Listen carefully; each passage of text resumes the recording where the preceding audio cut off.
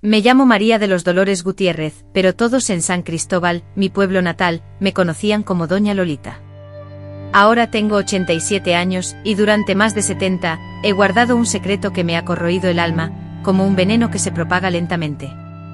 Nací y crecí en ese rincón escondido de Chiapas, donde el sol se levantaba perezoso sobre las montañas, pintando el cielo con tonos naranjas que parecían salidos de la paleta de un pintor. San Cristóbal era un lugar sencillo con su plaza central, una iglesia blanquísima y casas con patios que se extendían sin límites.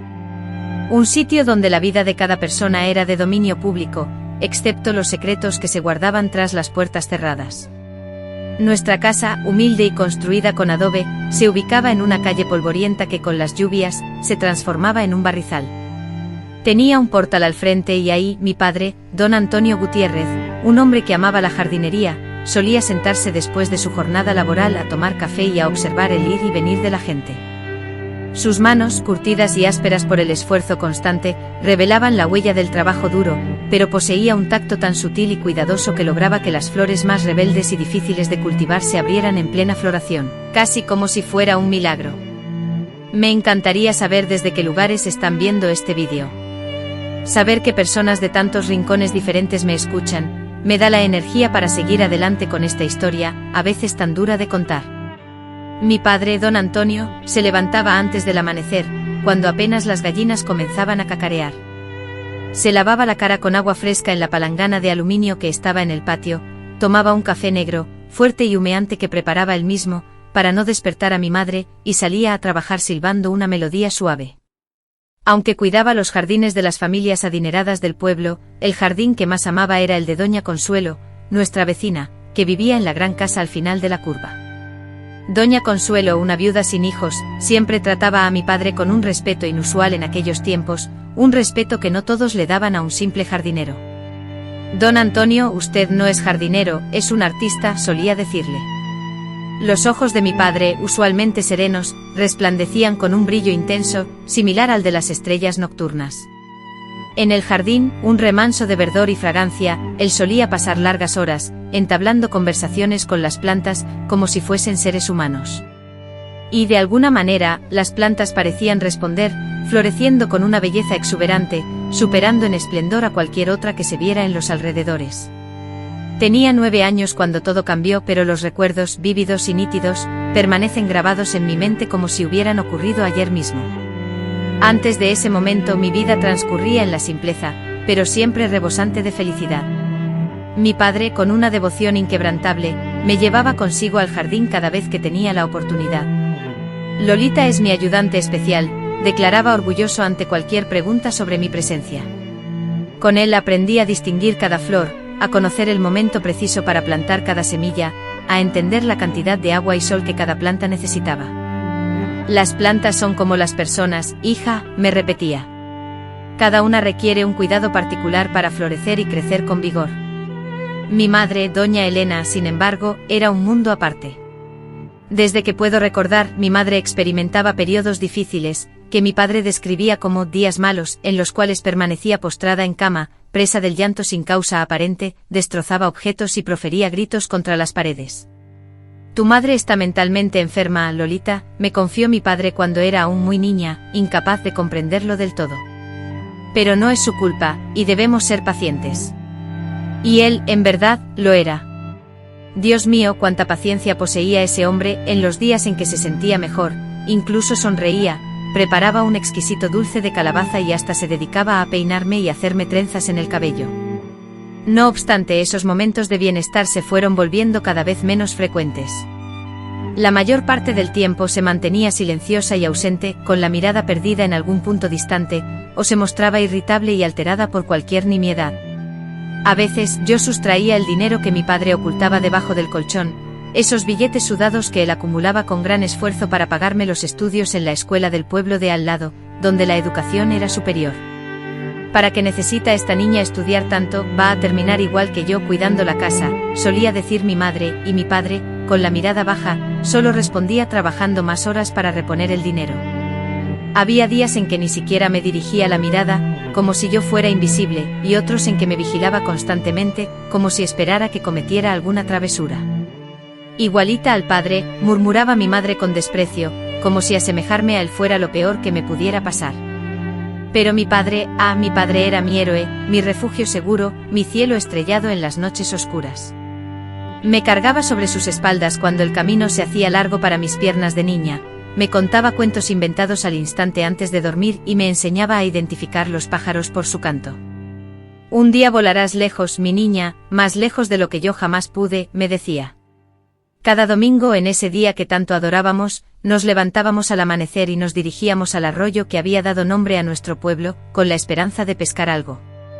Papá y yo nos sentábamos uno al lado del otro en la orilla, con los pies colgando y sintiendo la frescura del agua.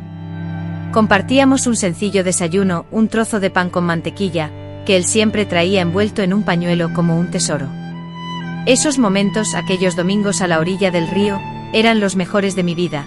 El mundo parecía perfecto, y yo, en mi inocencia, creía que nada malo podía sucederme. Mi padre tenía la increíble habilidad de convertir las cosas más simples en algo mágico. Cuando caía un aguacero fuerte y los truenos me asustaban, él me enseñaba a contar los segundos entre el relámpago y el trueno, explicando que cada segundo equivalía a 1 kilómetro de distancia de la tormenta. Convertíamos el miedo en un juego, y así lográbamos superarlo. Si me caía y me raspaba la rodilla, él soplaba suavemente sobre la herida 3 veces, asegurando que su aliento poseía poderes curativos especiales. Y yo, lo juro, sentía que el dolor desaparecía al instante. Lolita, ese era el apodo con el que él me llamaba, con un cariño en la voz que aún hoy, después de tantos años, resuena con fuerza en mis oídos. Jura a tu padre que conservarás esa chispa en tus ojos, esa capacidad de hallar belleza en todo lo que te rodea. Y yo, sin ser consciente de la magnitud de mi promesa, la hice ignorando cuán arduo sería mantenerla. Mi padre, un hombre sin estudios formales, que a duras penas lograba firmar su nombre, poseía una sabiduría innata, ajena a los libros. Conocía los ciclos lunares y predecía la lluvia con solo observar el cielo. Comprendía el lenguaje sutil de las plantas. Todo en la vida tiene su momento, hija mía, solía decirme. No sirve de nada querer acelerar lo que necesita madurar con calma. Yo era hija única, producto de un matrimonio que con el tiempo comprendí que nunca había sido verdaderamente feliz. Mi madre se casó porque estaba embarazada y mi padre, por un sentido del deber. Él se esforzó y Dios sabe cuánto por hacer que aquello funcionara, incluso le llevaba flores a mi madre, sabiendo que terminarían marchitándose. Con una paciencia que parecía infinita, como la de un santo, mi padre siempre me hablaba con calma, incluso cuando mi madre lo menospreciaba y lo trataba como si fuera inferior. Tu padre es un hombre débil, me repetía mi madre cuando estábamos solas, acusándolo de no tener el coraje de abandonar este lugar y buscar una vida mejor.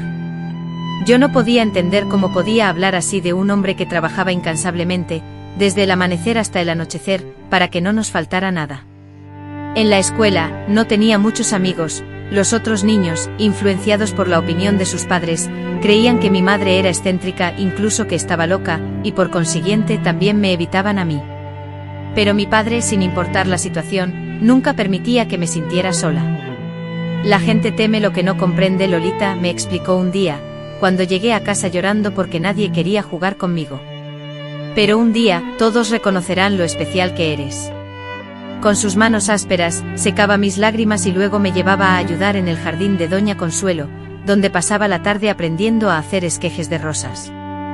Doña Consuelo también me tenía mucho cariño y cada vez que iba con mi padre, me ofrecía un vaso de leche con galletas de anís.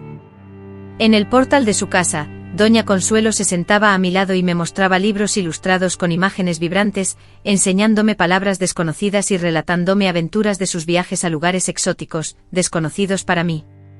Esa niña tiene una luz especial, don Antonio, le decía a mi padre, quien la escuchaba con una sonrisa llena de orgullo paterno.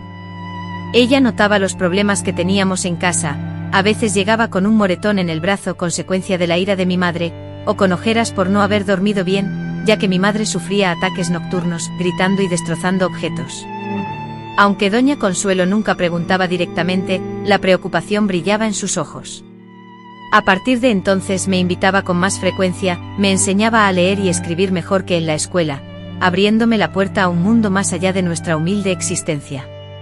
Así transcurrieron mis primeros 9 años de vida, en un vaivén constante entre la alegría que mi padre irradiaba y la tristeza que mi madre proyectaba.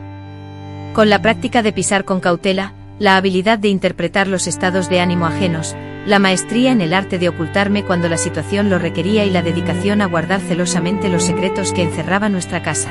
Porque mi padre siempre decía que lo que sucedía entre esas paredes era asunto nuestro, algo que no necesitaba ser compartido con el pueblo entero, me convertí en un experto guardián. Esa mañana de jueves, en un recuerdo que se clavó en mi memoria, fue la última vez que vi a mi padre partir hacia su trabajo, silbando suavemente una melodía y prometiéndome una sorpresa al regresar.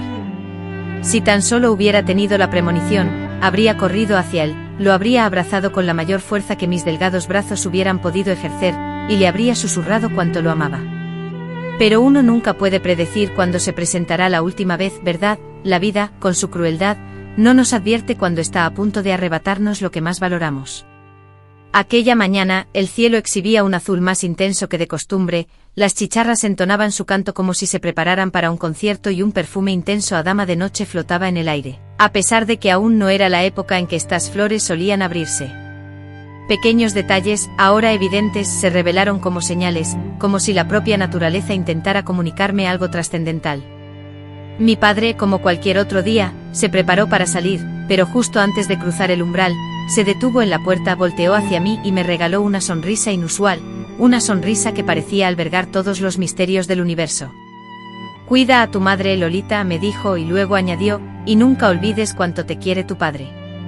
Asentí sin darle mayor importancia, ignorante de que esas palabras se incrustarían en mi memoria como un tesoro invaluable, un refugio al que acudiría en los momentos más sombríos que estaban por venir. Porque ese día, todo lo que consideraba mi realidad se desmoronaría como un castillo de arena ante la furia de la marea, y el monstruo que habitaba en el interior de mi madre finalmente revelaría su verdadera y aterradora apariencia. Era un jueves de octubre de 1945, y ese día mi mundo se puso de cabeza. Recuerdo que el sol estaba a punto de ocultarse cuando escuchamos los golpes en la puerta. En la cocina, con la esperanza de preparar un atole de maíz tal como a mi padre le encantaba, planeaba sorprenderlo a su regreso del trabajo, mientras mi madre descansaba en cama, después de un día difícil. Al abrir la puerta me encontré con don Juvenal, quien trabajaba con mi padre en los jardines de las residencias, un hombre usualmente parco en palabras, pero ese día parecía haber perdido la voz, quieto con el sombrero en las manos, girándolo nerviosamente.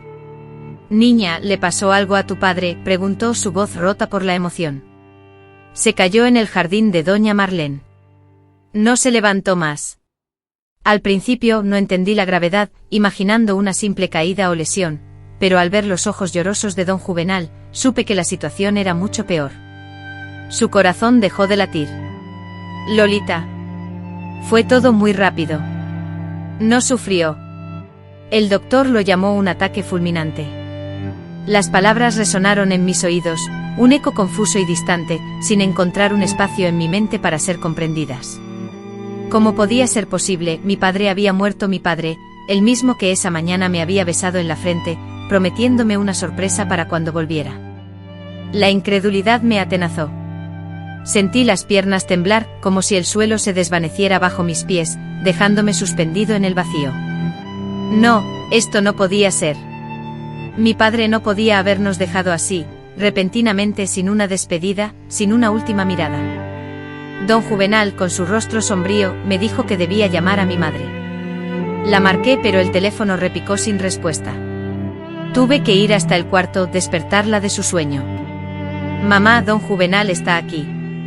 «Es sobre papá». Ella abrió los ojos, somnolienta e irritada por la interrupción, y se incorporó lentamente, arrastrando los pies y atándose la bata descolorida a la cintura. Observé con aprensión cómo se dirigía a la sala. Esperaba una explosión de dolor, gritos desgarradores, lágrimas inconsolables.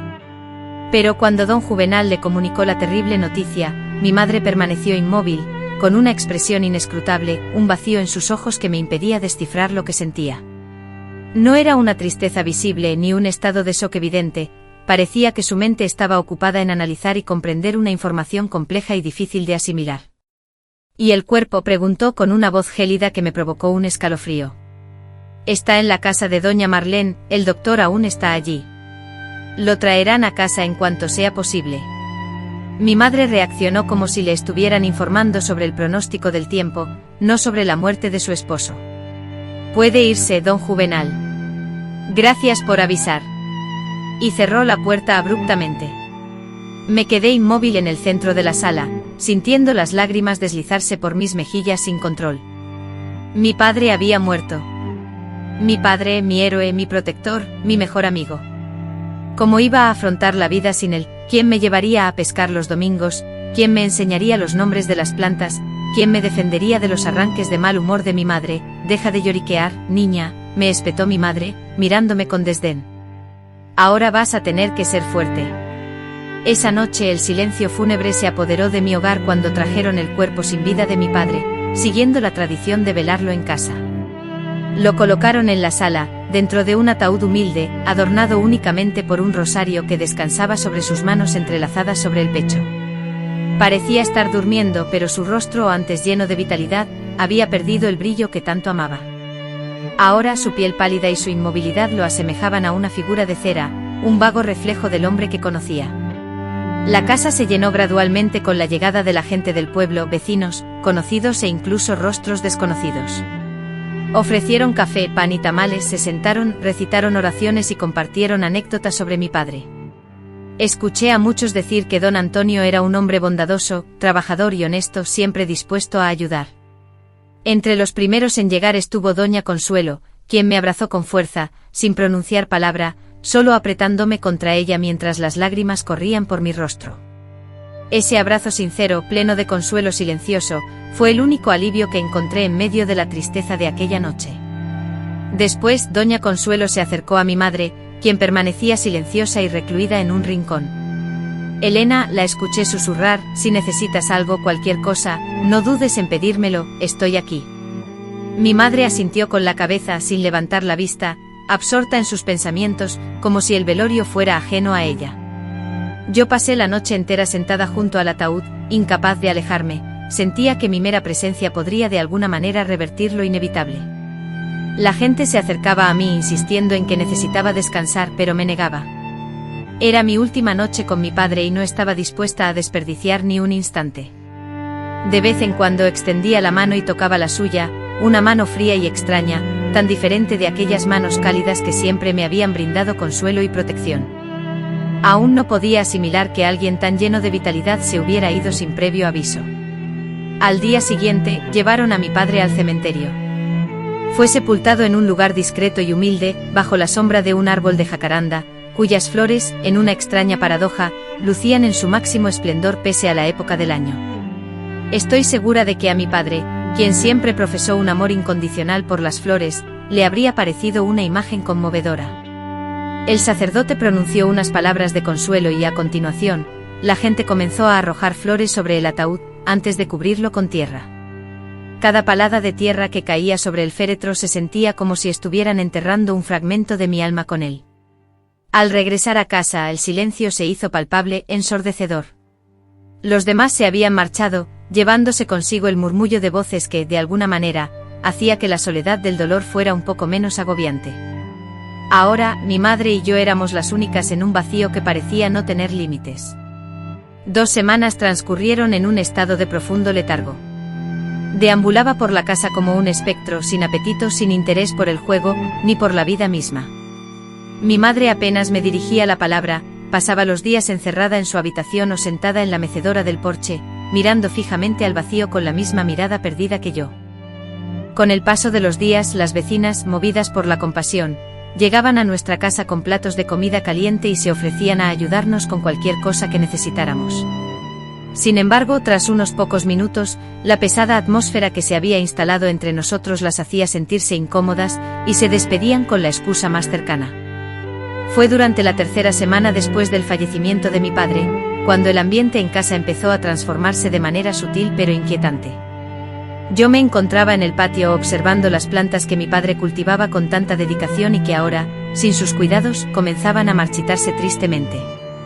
Fue entonces cuando mi madre apareció en la puerta, con una presencia extraña, diferente.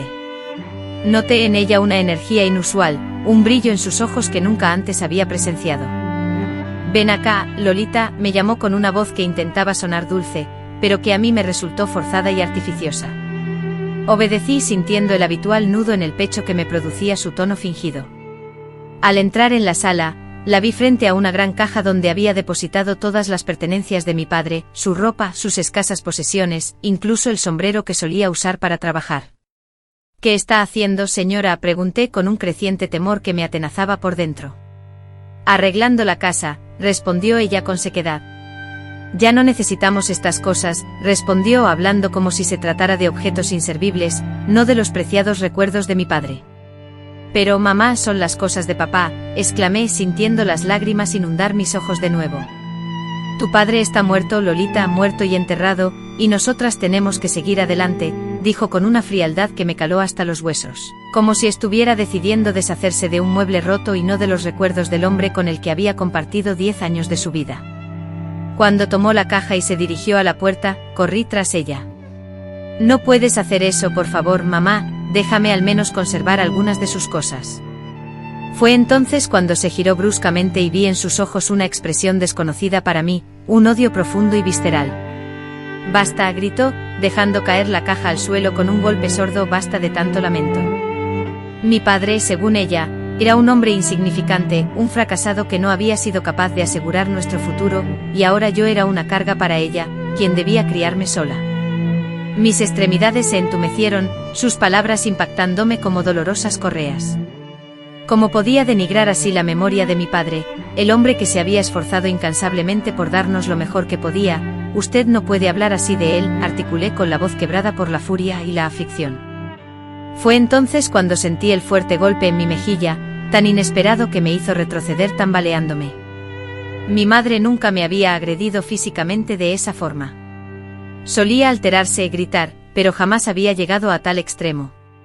«No me digas qué puedo o no puedo hacer, malagradecida», rugió con los ojos enrojecidos y la respiración entrecortada. «Ahora soy yo quien decide en esta casa, y aprenderás a respetarme». Esa noche me refugié en mi habitación y lloré hasta que mis ojos se secaron. Lloré desconsoladamente por la ausencia de mi padre, un vacío punzante que se sentía como una llaga viva.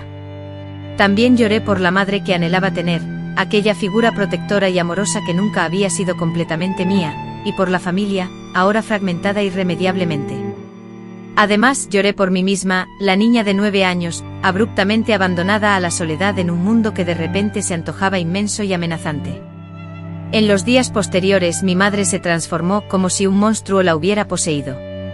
La mujer que antes experimentaba altibajos con días buenos y malos, ahora solo parecía vivir días sombríos y terribles. Los gritos se volvieron constantes y las bofetadas se sucedían con frecuencia, motivadas por cualquier motivo, si tardaba en completar una tarea, si la comida no era de su agrado, o simplemente al mencionar el nombre de mi padre. «Tu padre ya no está aquí para mimarte», gritaba, zarandeándome con tanta violencia que mis dientes castañeteaban. «Ahora vas a aprender a vivir en el mundo real». Una noche llegó a casa embriagada. Jamás la había visto beber, mi padre prohibía el alcohol en nuestro hogar.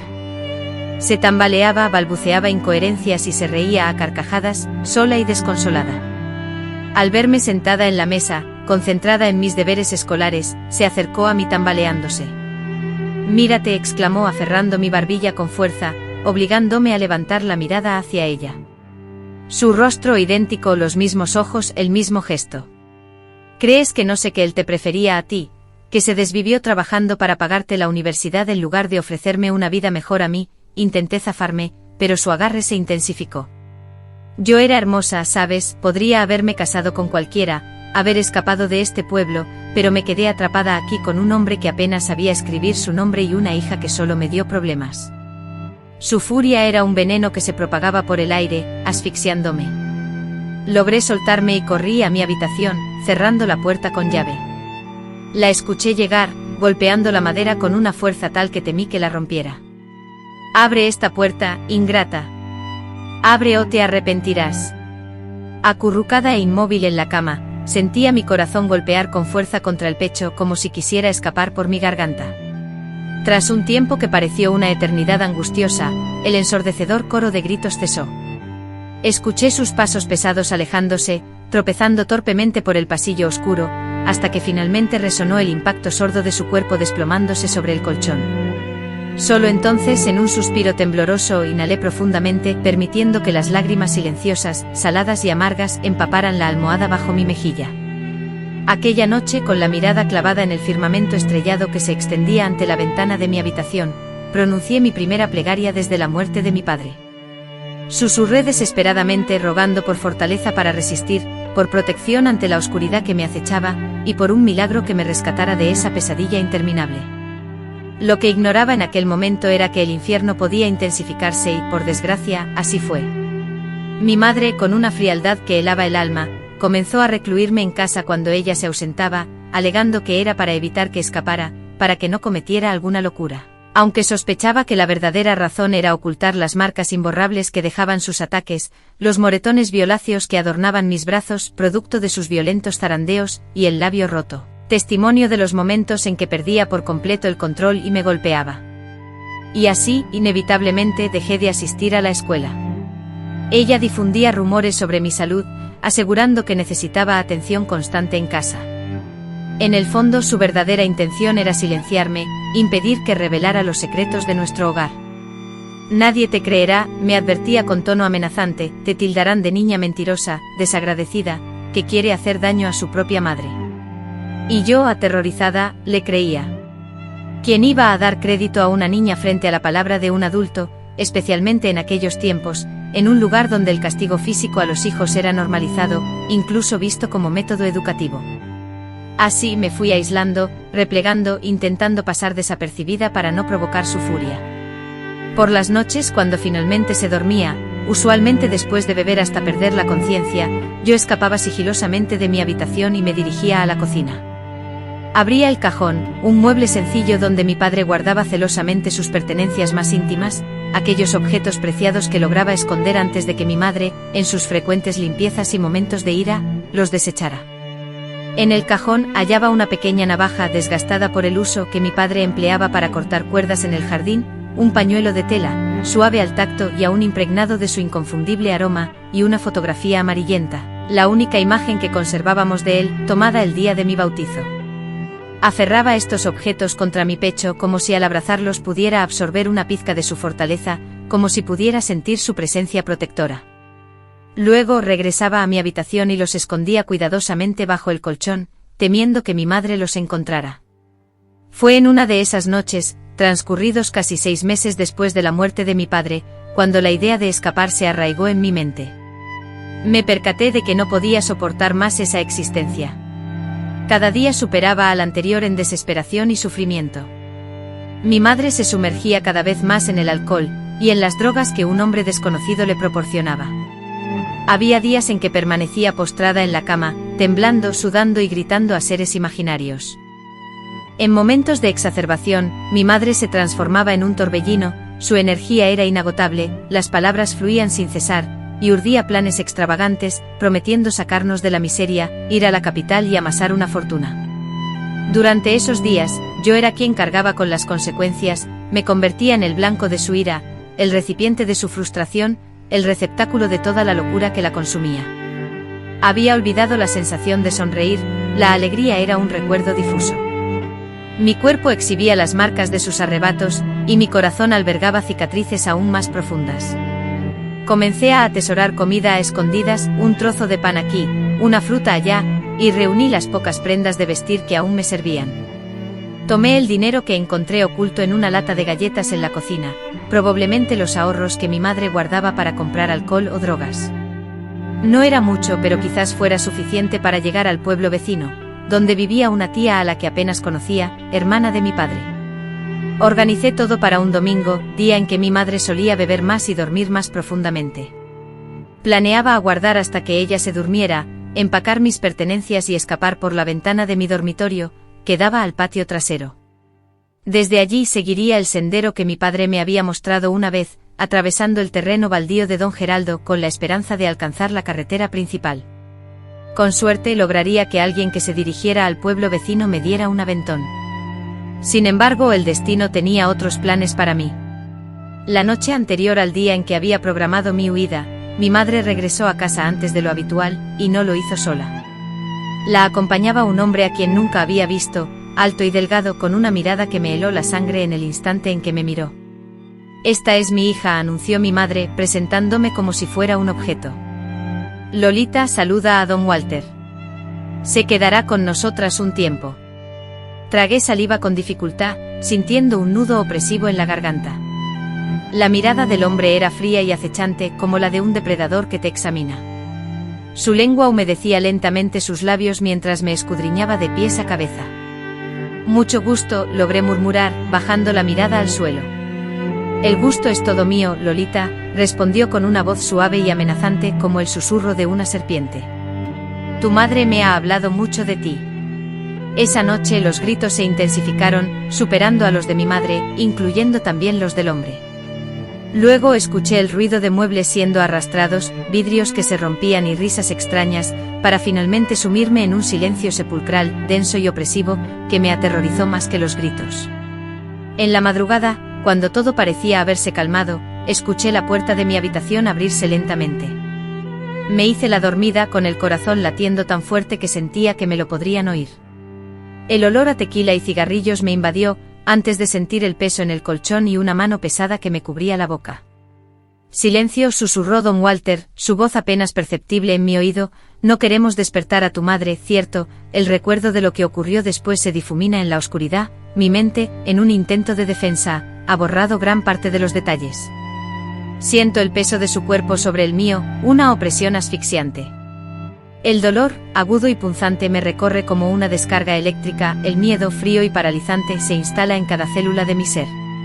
Intento gritar, un grito desesperado que se ahoga en mi garganta, pero su mano, áspera y callosa, me cubre la boca con fuerza, impidiéndome respirar con normalidad. Las lágrimas, saladas y amargas, se deslizan por mis mejillas, y mis ojos, fijos en la ventana, capturan un fragmento del cielo nocturno, salpicado de estrellas.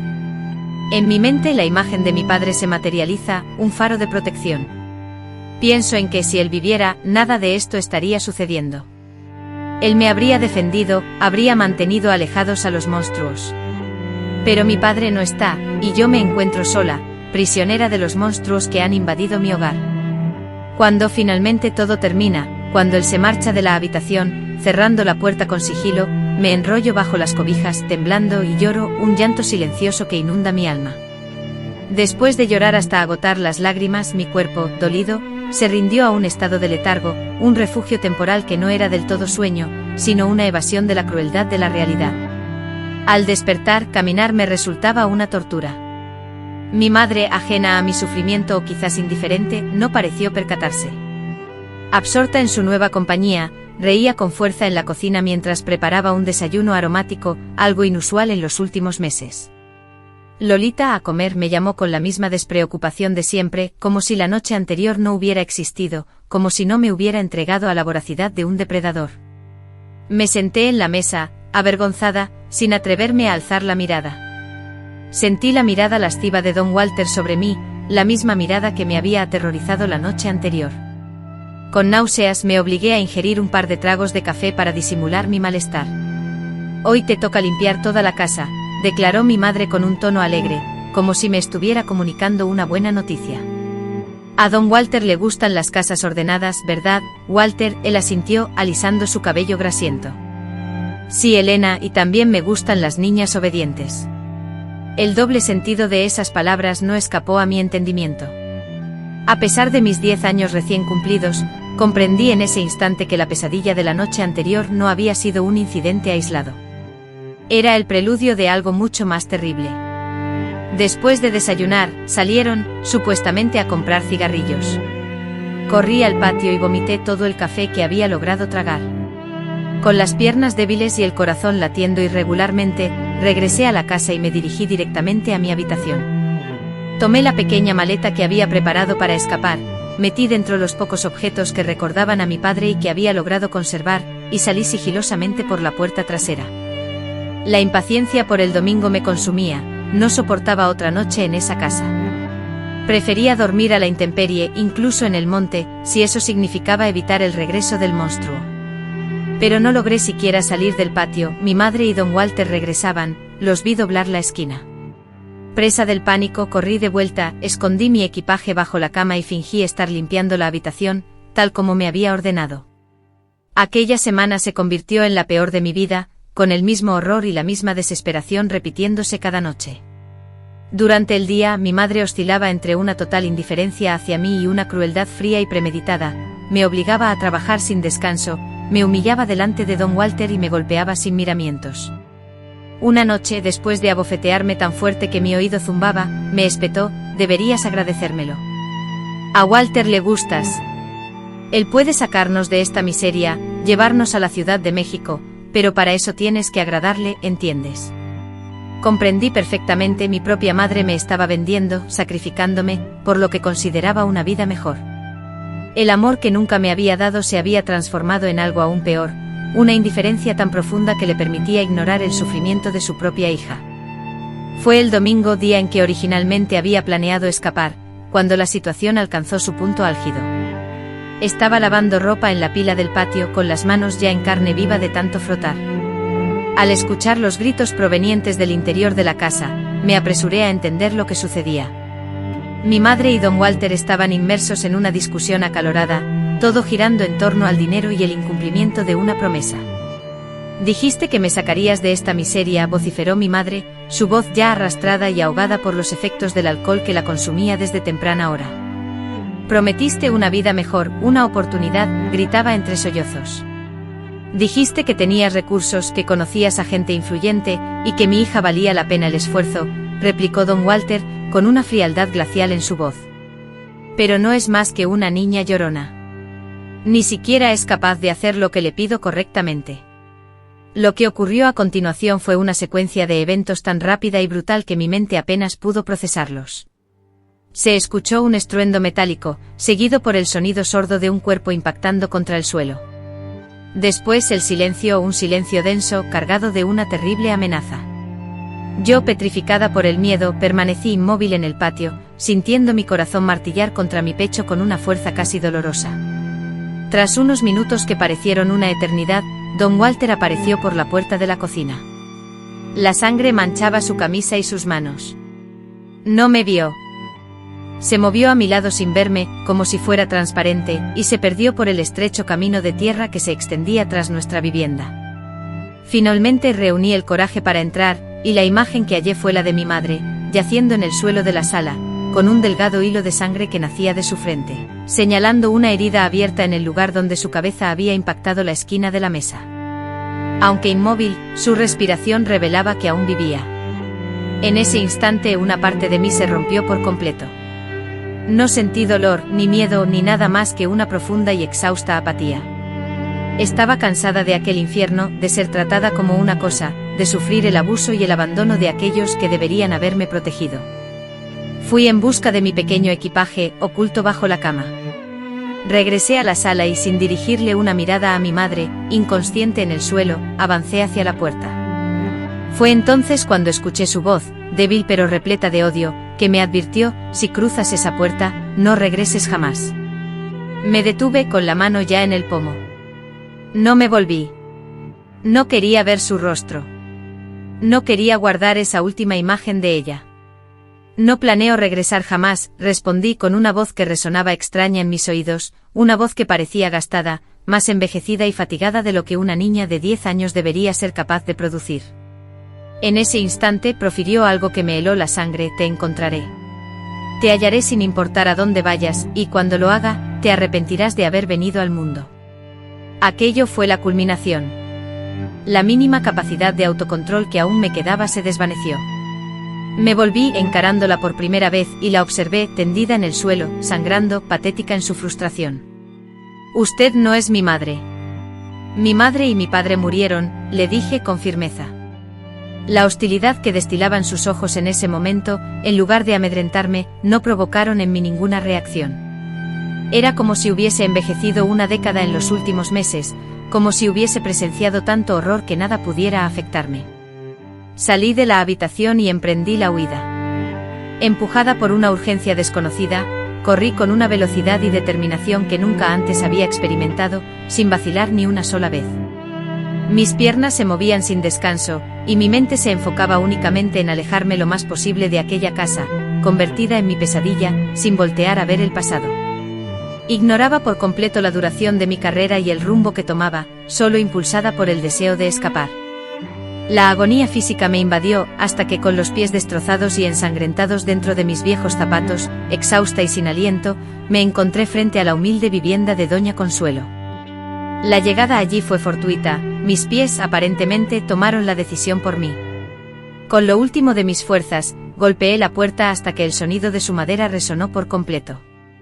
Cuando doña Consuelo abrió, su rostro amable se transformó en una expresión de horror al contemplarme sucia, magullada, y con mis ojos desorbitados y vacíos tras tantas lágrimas, no pude sostener mi cuerpo y caí desplomada en el suelo. Solo logré balbucear socorro antes de que la oscuridad se apoderara de mí. Desperté en una habitación impecable invadida por el aire fresco y la luz que entraba por la ventana, donde las cortinas de encaje se movían suavemente con la brisa. Por un breve instante la mente me engañó, haciéndome creer que todo había sido una horrible pesadilla y que en cualquier momento mi padre abriría la puerta. Sin embargo, el dolor punzante en cada rincón de mi cuerpo, junto con los moretones violáceos que cubrían mi piel, me devolvieron abruptamente a la cruda realidad. No estaba en mi hogar, sino en la humilde casa de doña Consuelo. Ella entró en la habitación, portando una bandeja humeante con caldo y rebanadas de pan. Su rostro irradiaba una sonrisa amable, pero sus ojos delataban una profunda preocupación. «Por fin has despertado», susurró colocando la bandeja sobre la mesita de noche. No formuló ninguna pregunta, ni me presionó para hablar. Simplemente se sentó en el borde de la cama, tomando mi mano entre las suyas mientras yo, con lentitud exasperante, me esforzaba por comer cada cucharada, sintiendo que pesaba una tonelada. Permanecí 3 largos días sin poder articular palabra, respondiendo solo con gestos, débiles movimientos de cabeza y monosílabos. Era como si mi voz, junto con todas las partes de mí que habían sido destrozadas, se hubiera quedado atrapada en esa casa. Doña Consuelo, con una paciencia infinita, respetó mi silencio, curó mis heridas físicas, me proporcionó ropa limpia y me permitió dormir todo el tiempo que mi cuerpo y mi alma necesitaban. Al amanecer del 4.º día, cuando los rayos del sol se filtraban a través de las hendiduras de la cortina, creando patrones luminosos sobre el pulido piso de madera, por fin logré articular palabras. Estas salían con dificultad, entrecortadas por sollozos profundos y momentos de asfixia, como si el aire se negara a llenar mis pulmones. Relaté los golpes, los insultos crueles y las humillaciones constantes. Describí los abusos perpetrados por aquel hombre, las noches oscuras y terroríficas. Confesé la indiferencia de mi madre, su conocimiento y consentimiento, como si yo fuera un simple objeto, una moneda de cambio. Doña Consuelo me escuchó atentamente sin interrumpirme ni una sola vez. Observé las lágrimas silenciosas que surcaban su rostro surcado por arrugas, y vi cómo sus manos, siempre entrelazadas con el rosario que la acompañaba, se aferraban a él con fuerza. Al concluir, exhausta y temblorosa, ella me abrazó con una calidez y un consuelo que no sentía desde hacía mucho tiempo, un abrazo lleno de cariño, respeto y una genuina protección. «Nunca más volverás a esa casa, Lolita», prometió con voz firme, a pesar de las lágrimas que empañaban sus ojos. «Nunca más». Ese mismo día, doña Consuelo se comunicó con la policía. Un hombre de mediana edad, el comisario, llegó a la casa. Tenía un bigote imponente y unos ojos severos que parecían penetrar cada rincón. Con voz temblorosa reviví la pesadilla, repitiendo cada detalle doloroso mientras él, con su lápiz afilado, tomaba notas meticulosas en una libretita de tapas desgastadas. Observé su rostro endurecerse al escuchar mis palabras sobre don Walter, y luego una fugaz compasión brilló en sus ojos cuando le conté las noches de encierro, sin comida, en mi cuarto, castigada por cualquier cosa que mi madre considerara una falta. «Vamos a buscar a su madre y a ese hombre», aseguró, ajustándose el sombrero sobre la cabeza antes de salir. «Ninguna niña merece sufrir lo que usted ha sufrido, pequeña». 2 horas después supe que habían encontrado a mi madre, pero don Walter había desaparecido, probablemente huyendo a otro pueblo en cuanto se percató de la situación. Mi madre fue conducida a la comisaría, gritando y pataleando, acusándome de mentirosa, de inventar historias para perjudicarla. Sin embargo, las cicatrices en mi piel relataban una verdad diferente y cuando el médico del pueblo me examinó, confirmando las agresiones sufridas, la evidencia era irrefutable. Mi madre fue detenida, acusada de negligencia, maltrato y complicidad en los abusos que padecí. Me enteré de que fue internada en un hospital psiquiátrico en la Ciudad de México, donde se le diagnosticaron múltiples trastornos mentales. No volví a verla. En cuanto a don Walter, nunca se supo su paradero. A veces en mis sueños recurrentes, aún visualizo su rostro. Percibo su característico aroma a cigarrillo y sudor. Aún escucho su voz susurrando palabras al oído. No obstante, con el tiempo aprendí a despertar de esas pesadillas y a recordar que estaba a salvo, que él ya no podía hacerme daño. Doña Consuelo se convirtió en mi tutora legal, un proceso complicado. En aquellos tiempos, que una mujer soltera adoptara a una niña era algo casi sin precedentes, sobre todo en un pueblo pequeño como San Cristóbal. Pero ella gozaba de respeto en la comunidad, tenía recursos económicos e influencia y, fundamentalmente, deseaba ofrecerme un hogar. Su lucha por mí fue incomparable. La transición a una vida normal se hizo cuesta arriba, siendo lenta y dolorosa. Las noches se convirtieron en un tormento, pues las pesadillas eran casi constantes.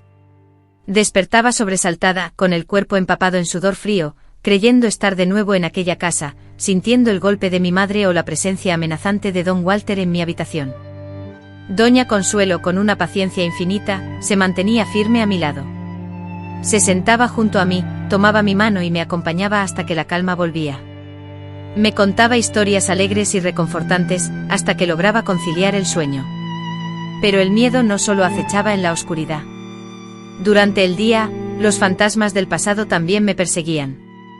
Temía salir a la calle, por el temor a que la gente supiera lo que había sufrido, a ser juzgada y a escuchar murmullos a mis espaldas. La vergüenza se convirtió en una pesada carga, aunque sabía que la culpa no era mía. Para ayudarme, doña Consuelo contrató a una profesora particular que me daba clases en casa, pues aún no conseguía enfrentar la escuela. Doña Eunice me visitaba 3 veces a la semana. Ella me enseñaba español, matemáticas y ciencias, pero lo más importante, me trataba como a cualquier otra niña, sin lástima. Fue un proceso lento, pero me fui recomponiendo. Primero volví a confiar, depositando mi fe en doña Consuelo, luego en doña Eunice, y después en el jardinero, quien cuidaba los rosales y tenía las manos ásperas como mi padre. Con el tiempo también confié en el perro callejero que doña Consuelo adoptó para que me hiciera compañía. Su casa era inmensa, antigua, con innumerables rincones para explorar, repletos de libros y de historias por descubrir. Era tan distinta a la casa pequeña y opresiva donde había vivido con mis padres, que a veces sentía que esa vida anterior le había sucedido a alguien más, no a mí. Doña Consuelo nunca intentó reemplazar a mis padres, nunca me pidió que la llamara mamá, ni pretendió que el pasado no existiera. Por el contrario, me alentaba a recordar a mi padre, a mantener vivos los buenos recuerdos, sus enseñanzas sobre las plantas y sobre la vida. Cuando la tristeza por la pérdida de mi madre se hacía abrumadora, doña Consuelo me tomaba entre sus brazos y me decía: llora todo lo que necesites, Lolita, porque las lágrimas purifican el alma. Con mi madre fallecida, conversábamos menos, no por un silencio impuesto o un tema vetado, sino porque el dolor era aún muy reciente y las heridas, demasiado frescas. Con el tiempo, doña Consuelo me ayudó a comprender que mi madre era una persona enferma, que sus acciones no provenían de una maldad intrínseca, sino de una mente dañada que nunca recibió la atención médica necesaria. Un día, mientras bordábamos juntas en el portal de la casa, me explicó: eso no justifica lo que ella te hizo. Nada lo hará, entender puede ayudarte a no cargar el peso del odio durante toda tu vida. Y tenía razón. Me tomó años, incluso décadas, pero finalmente logré dejar de odiar a mi madre. No la perdoné, ya que hay acciones que superan la capacidad humana de perdonar, pero aprendí a no permitir que el odio hacia ella consumiera mi vida, mi futuro. Cuando cumplí 12 años, doña Consuelo me preguntó si quería regresar a la escuela regular. Aunque sentía un temor evidente, una parte de mí anhelaba intentarlo. En mi mente infantil, regresar a la escuela era como demostrar que había sobrevivido, que los monstruos no me habían derrotado. Sin embargo, ese primer día fue un tormento. Las miradas curiosas, los susurros maliciosos, las preguntas disimuladas con torpeza. El pueblo era tan pequeño que mi historia, inevitablemente distorsionada y exagerada por el chismorreo, ya era de dominio público. Durante el recreo me refugié en una esquina del patio, anhelando la invisibilidad. Fue entonces cuando ella se acercó. Guadalupe, una niña delgada con trenzas y una sonrisa contagiosa, se sentó a mi lado sin dudarlo, me ofreció la mitad de su torta y comenzó a contarme sobre el bigote de la profesora de matemáticas, que, según ella, se parecía al de su padre. No indagó en mi pasado, no me trató con lástima, simplemente me brindó su amistad. Así, de forma sencilla y genuina, Guadalupe se convirtió en mi primera amiga de verdad.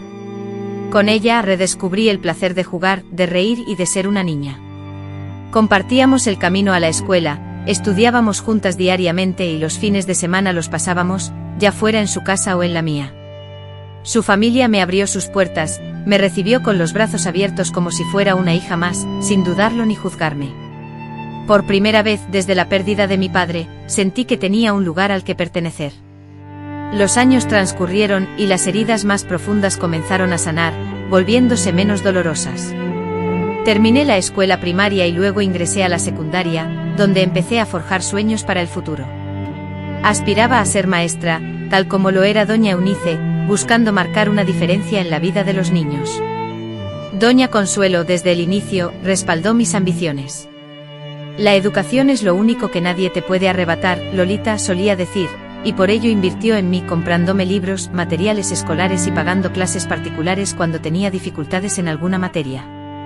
Ahorraba con esmero para enviarme a una buena escuela en la capital cuando llegara el momento. Sin embargo, cuando cumplí 15 años, doña Consuelo comenzó a enfermar. Al principio, solo eran dolores en las articulaciones y un cansancio persistente, síntomas que ella achacaba a su edad avanzada. Pero pronto quedó claro que la situación era mucho más grave. Después de realizar múltiples pruebas, el médico del pueblo confirmó un diagnóstico devastador, cáncer en etapa avanzada. Le pronosticó a doña Consuelo una esperanza de vida de pocos meses. Fue entonces mi turno de devolverle el cariño y la atención que ella me había prodigado a lo largo de los años. Para ello, decidí abandonar temporalmente mis estudios y dedicarme por completo a asegurar su bienestar y comodidad en sus últimos días. Le leía novelas y poemas cuando la fatiga le impedía leer por sí misma. La peinaba suavemente mientras sus canosos cabellos caían lentamente. Le tomaba la mano durante las noches, soportando junto a ella el dolor insoportable que le impedía conciliar el sueño. Ya en sus últimos días, doña Consuelo, con voz débil, me llamó a su lado. Su cuerpo era ahora una sombra, frágil y consumido por la enfermedad, apenas un recuerdo de la mujer fuerte que me había acogido años atrás. Sin embargo, sus ojos aún conservaban ese brillo especial, esa fuerza interior que siempre me había inspirado. Lolita, susurró aferrando mi mano con las suyas, ahora frías y translúcidas. Necesito que me prometas algo. Lo que sea, respondí con las lágrimas nublando mi vista. Prométeme que no permitirás que lo que sucedió determine quién eres. Júrame que vivirás una vida rica en experiencias, repleta de alegría, que te entregarás al amor y permitirás que te amen, que perseguirás tus anhelos. Asentí, incapaz de articular palabra, el nudo en mi garganta me lo impedía. Y con un esfuerzo evidente continuó: prométeme, Lolita, que siempre recordarás tu fortaleza, que eres más fuerte que todas las adversidades que intentaron derrumbarte. Lo prometí con un hilo de voz. 3 días después, doña Consuelo falleció plácidamente mientras dormía, dejando un vacío inmenso en mi vida, pero también un legado de amor, de fortaleza y de capacidad de sobreponerme, que atesoro hasta el día de hoy. Tras el funeral descubrí que doña Consuelo lo había dispuesto todo, la casa, sus posesiones, una considerable cantidad de ahorros, todo me lo había dejado a mí. Además había gestionado mi tutela con su sobrina Carmen, una joven amable que residía en la capital y que acudió a San Cristóbal únicamente para el entierro de su tía y para conocerme. Carmen me ofreció elegir. Tenía 2 opciones: podía quedarme en San Cristóbal, en la casa que había sido de doña Consuelo, recibiendo los cuidados de una ama de llaves hasta cumplir 18 años, o acompañarla a Ciudad de México, donde tendría mayores oportunidades de estudio. La elección me atormentaba. San Cristóbal era mi hogar, el lugar que conocía, donde residían mis escasos amigos y donde se entrelazaban los recuerdos, tanto agradables como dolorosos. Sin embargo, una fuerza interna, quizás la misma que doña Consuelo había percibido en mí, me empujaba hacia una nueva vida. Finalmente opté por Ciudad de México. A los 16 años dejé atrás el apacible San Cristóbal y me trasladé a la inmensa ciudad, un universo completamente distinto a lo que había experimentado. La adaptación fue difícil, el bullicio constante, la intensa actividad, la falta de calidez en las relaciones humanas, todo me generaba temor. Pero Carmen, con su paciencia, me brindó el tiempo y el espacio necesarios para adaptarme a mi propio ritmo. Gracias a la herencia de doña Consuelo, pude completar la secundaria en una escuela privada. No logré establecer muchas amistades. A pesar de la persistente desconfianza y el temor a la cercanía humana, un sentimiento arraigado en mí, me sumergí en mis estudios con una dedicación sorprendente, incluso para mis profesores. Llegado el momento de elegir mi futuro, la decisión fue clara: presenté el examen de ingreso a la escuela normal, persiguiendo el sueño de convertirme en maestra. Logré el primer lugar, llenando de orgullo a Carmen y, estoy segura, a doña Consuelo, donde quiera que estuviera. A lo largo del curso experimenté una transformación interna. Al profundizar en el desarrollo infantil, la psicología y las reacciones de los niños ante el trauma, comprendí mejor mi propia historia. Empecé a entender que no era culpable de lo que había vivido, que no había nada intrínsecamente malo en mí, sino que había sido víctima de individuos dañinos y despiadados. Esta comprensión fue liberadora. Si bien no erradicó las cicatrices ni las pesadillas ocasionales, me permitió vislumbrar el futuro con mayor claridad y menos carga emocional. A los 19 años, tras culminar mis estudios, obtuve mi título y rápidamente conseguí un puesto como maestra en una escuela primaria ubicada en las afueras de la Ciudad de México. La escuela atendía a niños de bajos recursos, muchos de ellos con experiencias de vida marcadas por la adversidad, incluso peores que las mías. Me veía reflejada en las miradas llenas de miedo de algunos, en la agresividad de otros, y en la tristeza silenciosa que emanaban los más tímidos. Fue en ese entorno, entre esos niños, donde descubrí mi verdadera vocación. No se trataba simplemente de enseñarles a leer y escribir, mi misión era convertirme en lo que doña Consuelo había sido para mí, un refugio seguro, una esperanza en la oscuridad, alguien que creía en ellos, cuando nadie más lo hacía. Cada día regresaba a casa exhausta, pero con una sensación de propósito y realización que nunca antes había sentido. Sentía que estaba marcando una diferencia, transformando vidas, y honrando la promesa que le había hecho a doña Consuelo de vivir una vida plena y significativa. Fue en esa escuela donde conocí a Jorge, el profesor de educación física, un hombre distinto a todos los que había conocido antes. Era amable sin mostrar flaqueza, robusto sin imponer miedo, divertido sin ser malicioso. Los niños se sentían fascinados por él, y yo gradualmente comencé a sentir una profunda admiración. Nuestra amistad floreció lentamente, cimentada en el respeto mutuo y un interés genuino en nuestras vidas. Me ofrecía café después de las clases, seleccionaba y me prestaba libros que pensaba que me cautivarían, y me hacía reír con sus relatos de desastres culinarios. Tardé en comprender que me estaba enamorando y cuando la verdad se reveló, el miedo me paralizó. Los recuerdos dolorosos del pasado resurgieron con fuerza, las manos rudas de don Walter, su aliento impregnado de alcohol, el dolor, la repugnancia, la vergüenza. ¿Cómo podría amar a alguien después de todo ese sufrimiento? ¿Cómo podría confiar lo suficiente en un hombre como para permitirle acercarse? Estuve a punto de huir, de solicitar un traslado a otra escuela, de abandonar todo antes de siquiera intentarlo. Pero entonces recordé la promesa que le había hecho a doña Consuelo: vivir, amar, permitirme ser amada. Una tarde otoñal, le confesé todo a Jorge. Sentados en un banco de la plaza, con las hojas otoñales doradas danzando a nuestro alrededor como una lluvia, rompí el silencio y compartí mi historia más profunda. Relaté la pérdida de mi padre, la sombra de su muerte, y hablé de mi madre, de don Walter y los abusos que sufrí. Rememoré a doña Consuelo, la mujer que me rescató, no solo de la violencia física, sino también de la oscuridad emocional. Revelé mis miedos, mis inseguridades, la dificultad que sentía al confiar y entregarme a los demás. Jorge, con una paciencia silenciosa y respetuosa, me escuchó sin interrumpirme. Cuando terminé exhausta y con el alma desnuda como nunca antes lo había estado, él simplemente tomó mi mano y la besó con ternura. Gracias por confiar en mí lo suficiente para compartir esto, dijo con los ojos brillosos. Tu historia no me asusta, Lolita. Solo me hace admirar aún más a la increíble mujer en la que te has convertido a pesar de todo.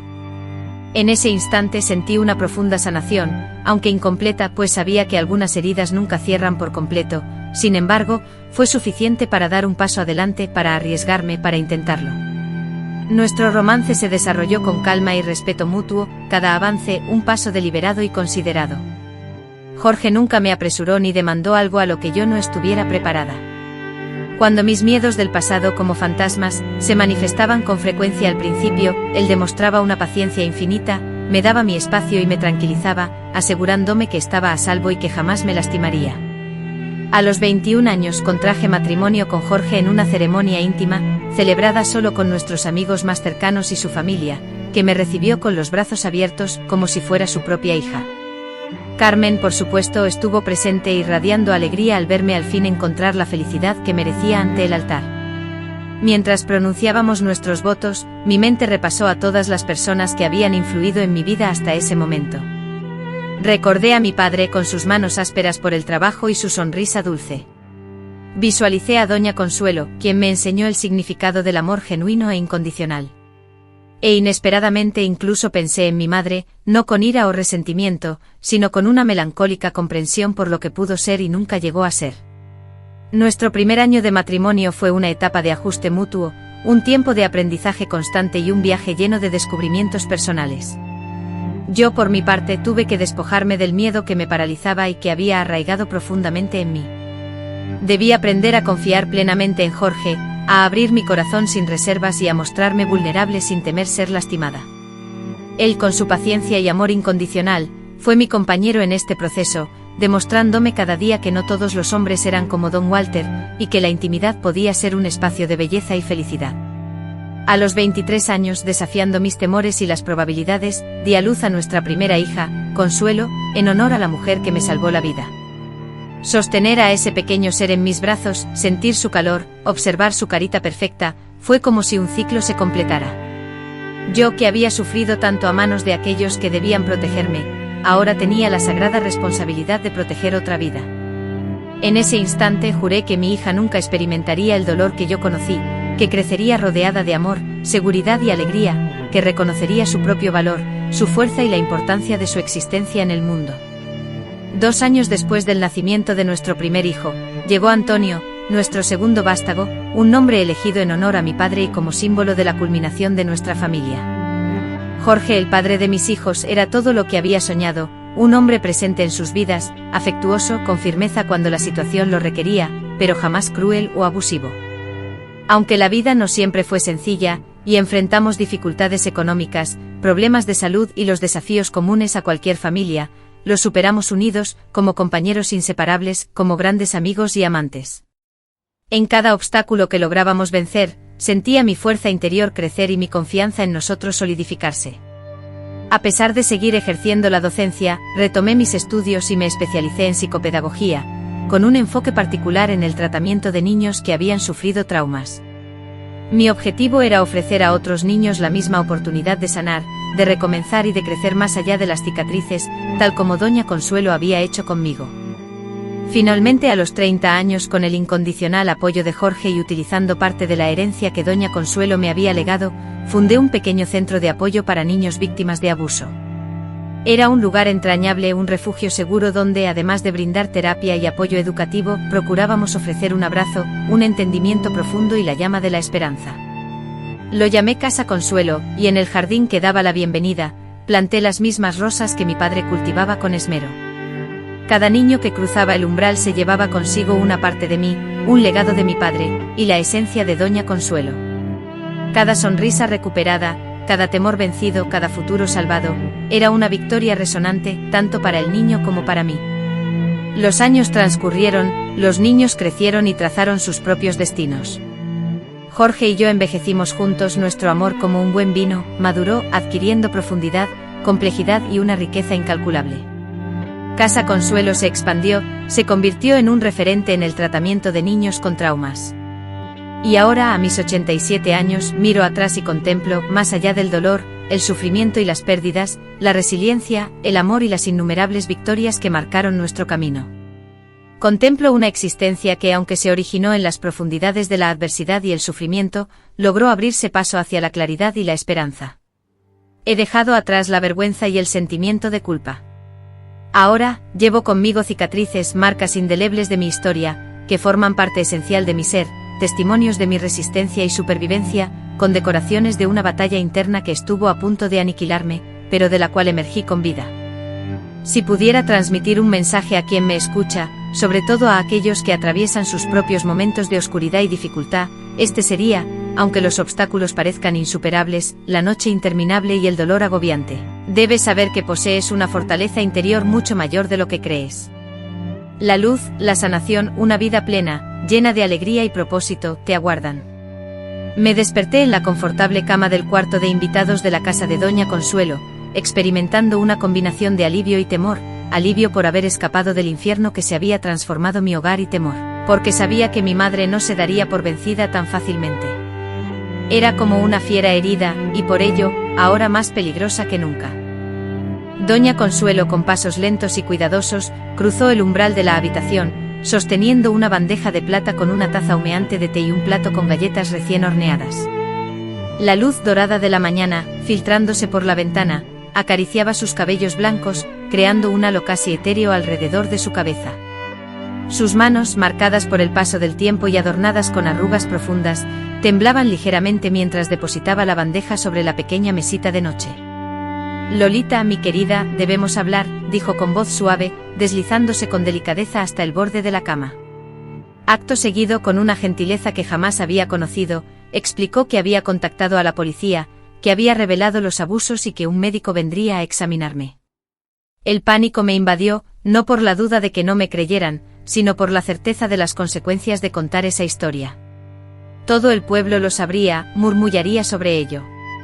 Todos me observarían, no como la Lolita, hija de don Antonio, el jardinero, sino como la niña maltratada, la pobrecita, la víctima. No puedo, susurré aferrando mis rodillas contra el pecho. Ella vendrá a por mí. Lo prometió. Doña Consuelo tomó mis manos, envolviéndolas entre las suyas, un gesto de consuelo silencioso. Mírame, Lolita, exigió con autoridad. Tu madre ya no puede lastimarte, ni ella ni nadie. No lo permitiré. La seguridad en sus palabras era tan palpable que por un breve instante, creí en él, pero el terror que sentía estaba arraigado demasiado hondo. Usted no entiende, susurré, casi inaudible. Ella encontrará la manera. Esa misma tarde, mientras el sol, en su descenso, pintaba el cielo de tonos anaranjados y rojizos, escuché un murmullo. Provenían del exterior de la casa, la inconfundible voz de mi madre, ahora mezclada con otras voces que me resultaban desconocidas. ¿Dónde está mi hija? Quiero a mi hija de vuelta, esa vieja le robó a mi hija. Corrí hacia la ventana y a través del cristal, la imagen que se grabaría a fuego en mi memoria, mi madre, con el cabello enmarañado, la ropa sucia y rasgada, gritando desaforadamente frente al portón de la casa de Doña Consuelo. A su lado, don Walter la sujetaba del brazo, como si temiera que cometiera alguna locura. Frente a ellos, bloqueando la entrada, estaban el comisario y 2 agentes de policía. Está detenida, doña Elena, oí la voz firme del comisario.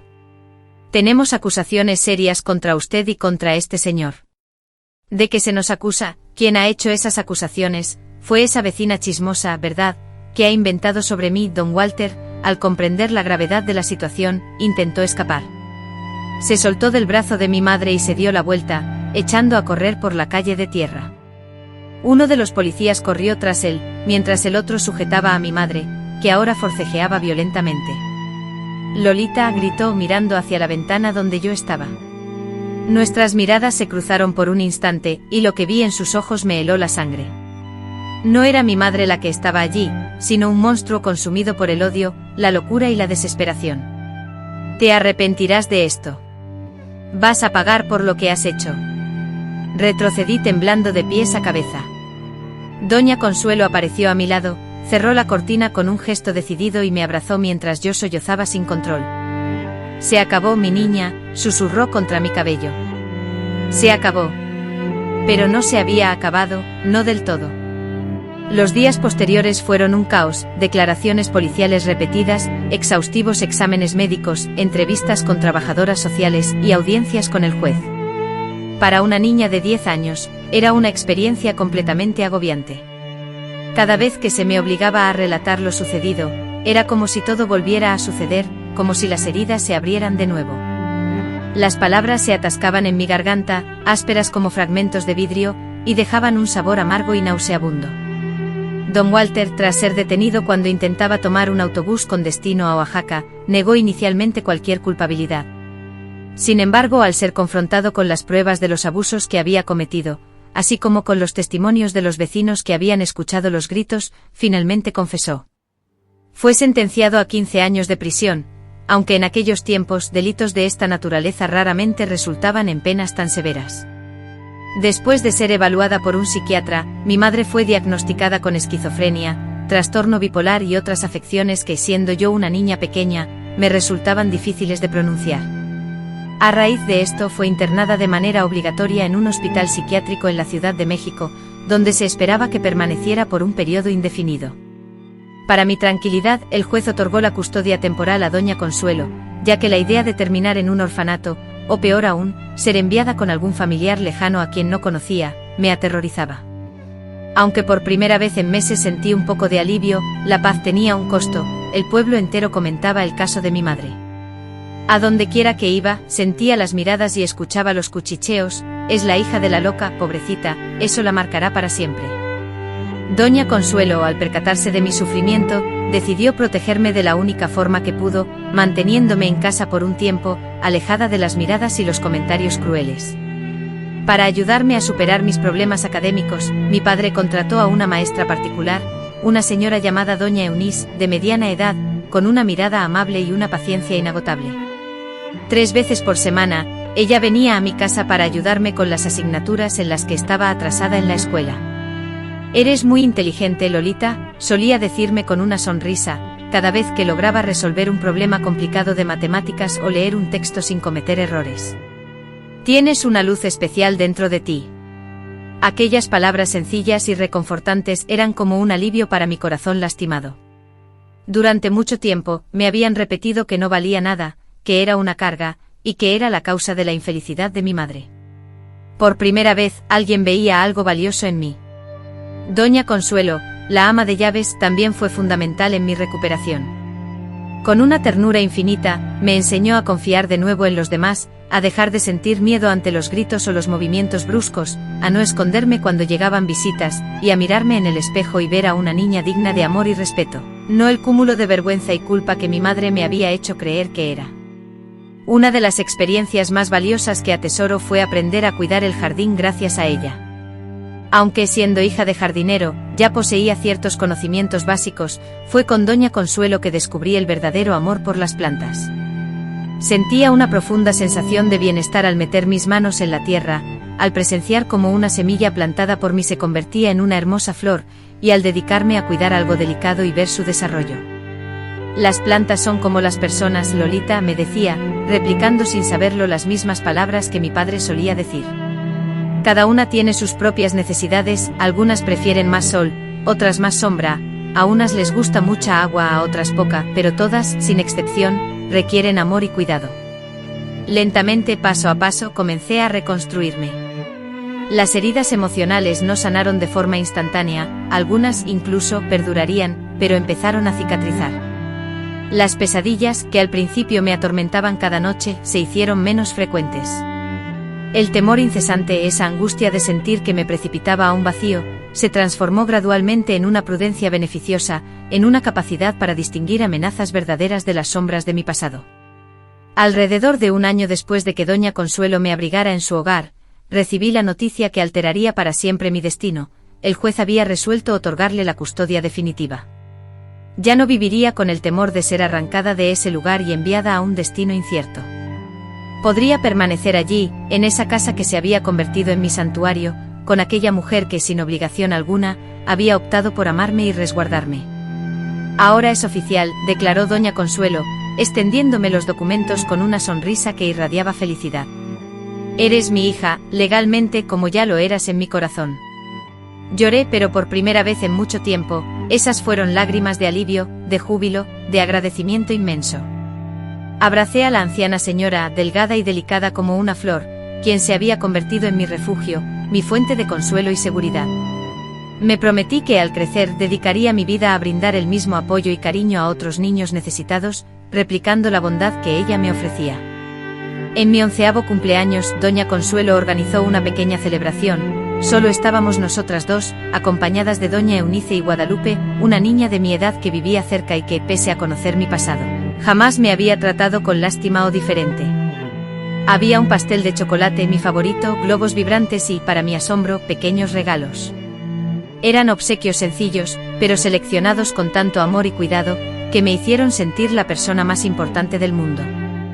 Fue en esa fiesta donde tomé la firme decisión de regresar a la escuela, cansada de esconderme, de permitir que el miedo controlara cada aspecto de mi vida.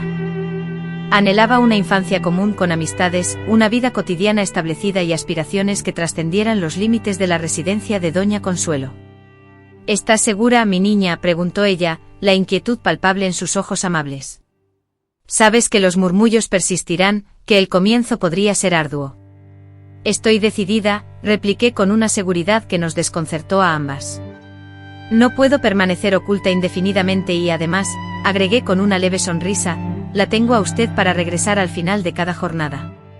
Mi reincorporación a la escuela fue, tal como anticipamos, complicada.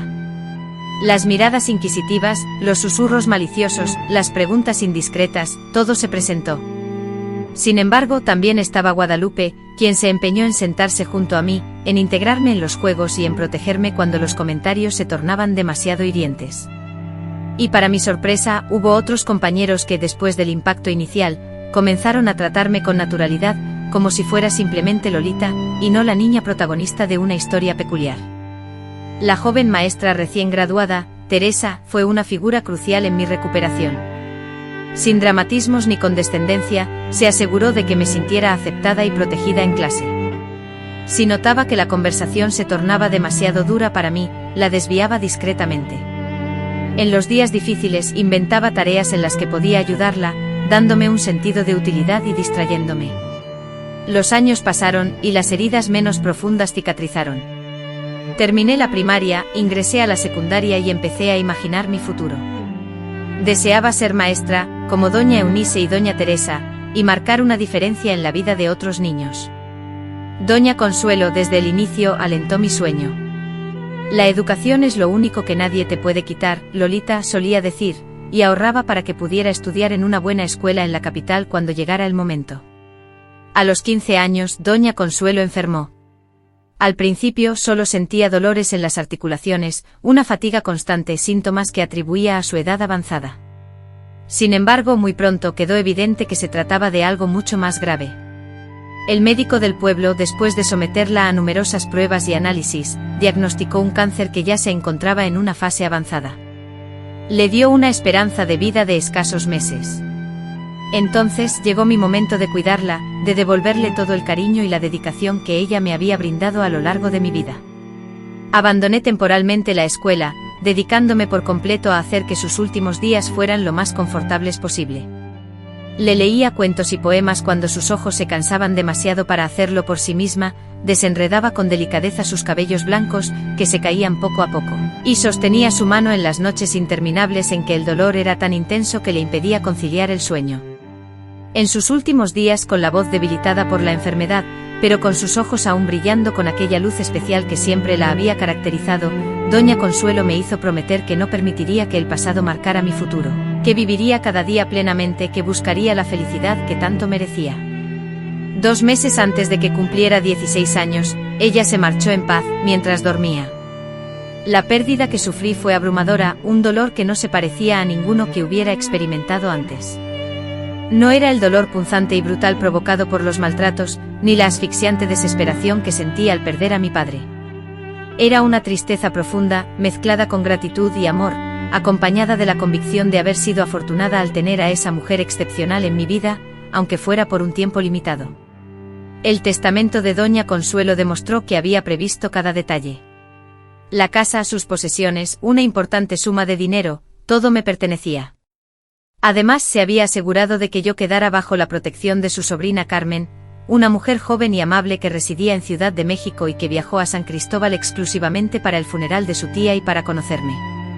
Carmen me ofreció una elección: podía quedarme en San Cristóbal, en la casa de Doña Consuelo, con una persona encargada de cuidarme hasta cumplir la mayoría de edad, o podía ir con ella a Ciudad de México, donde tendría mayores oportunidades de estudio. Opté por Ciudad de México.